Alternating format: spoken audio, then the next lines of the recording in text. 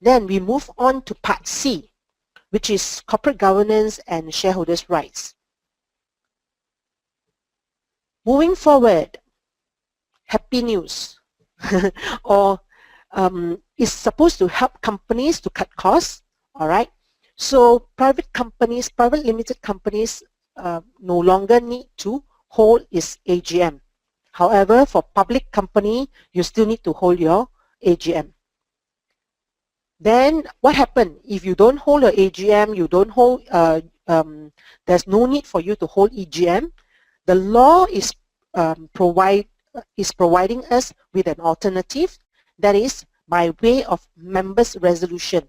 That means for a private company, all right, private limited company, you can use a members' circular resolution. There is procedure to as to how you circulate your resolution, which date you start circulating, and then by when the resolution has got to come back for it to be effective. All right. So what's the majority to sign the circular resolution? The law actually abolishes the rule of unanimity. Okay. Currently under Section 152A, we need to have unanimous or rather 100% of the shareholders or members to sign the circular resolution for it to be effective. But going forward, this rule is abolished. That means you go based on the required majority. That is for simple majority for ordinary resolution, and then the 75% majority or the 3/4 majority for your special resolution. Then under the new bill also, they have removed the qualification of proxy. Right? This is to promote shareholders' activism so that more participation of shareholders at the annual general meeting. Then the good news also is on the decoupling of the annual return and the audited financial statements. Currently, what we do is we file in the annual return together with the audited financial statements within 1 month after the annual general meeting.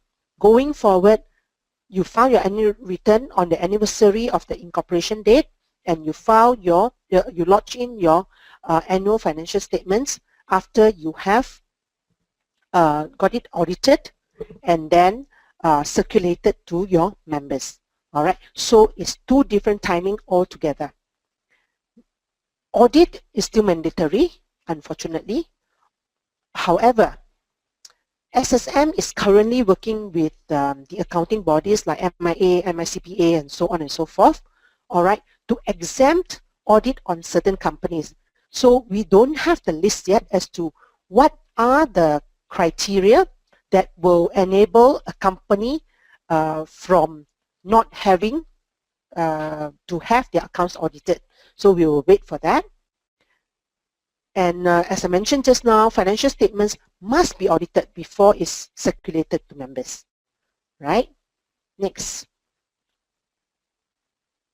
For requisition of general meetings, instead of the 10% and 100 members, there is a reduction in the threshold to 5% and 50 members.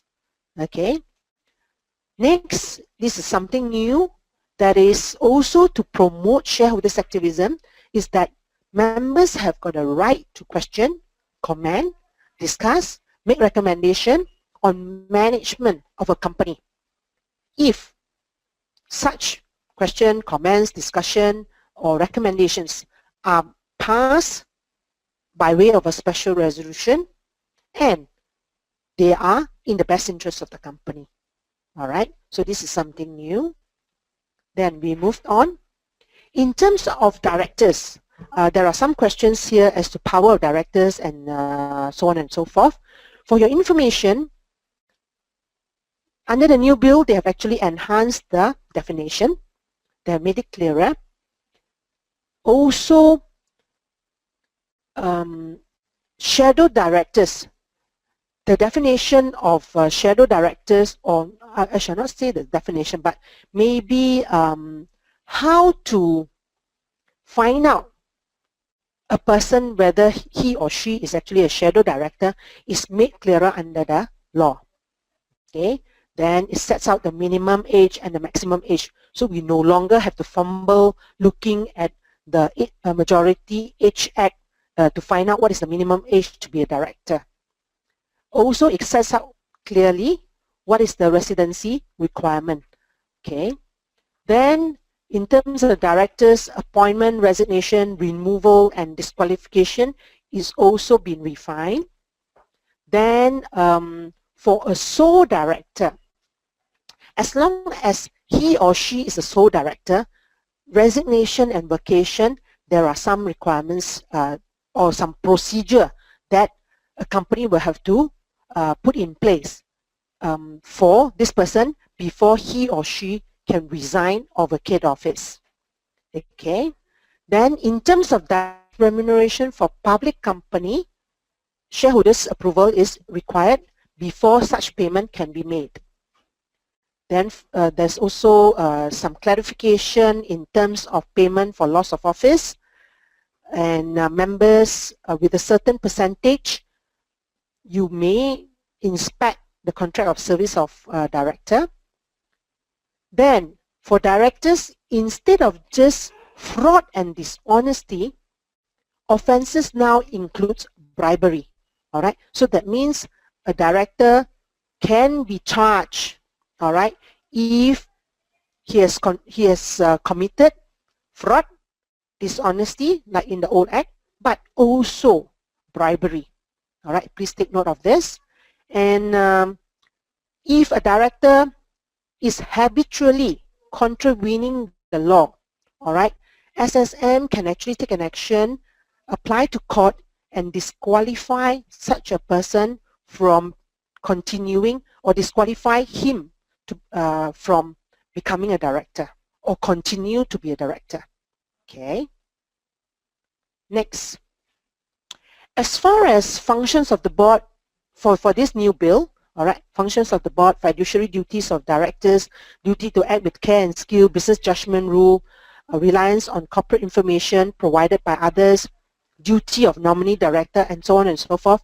There's not much change. Okay, so most of whatever in the provision still applies, except that I need to qualify. There is some revision in terms of fines and jail term. All right, so most of it has actually bumped up, all right, many folds.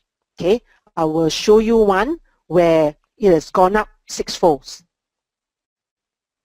Then in terms of responsibility for actions of delegatee, right, if a director delegated his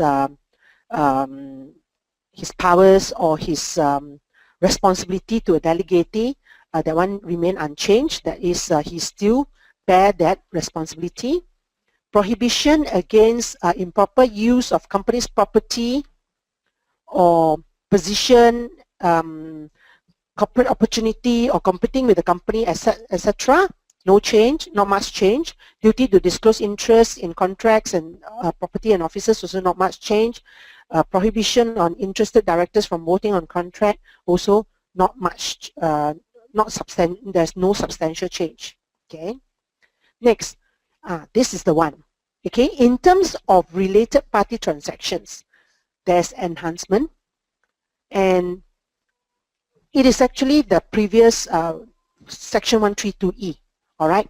Under this new bill is called the clause 228.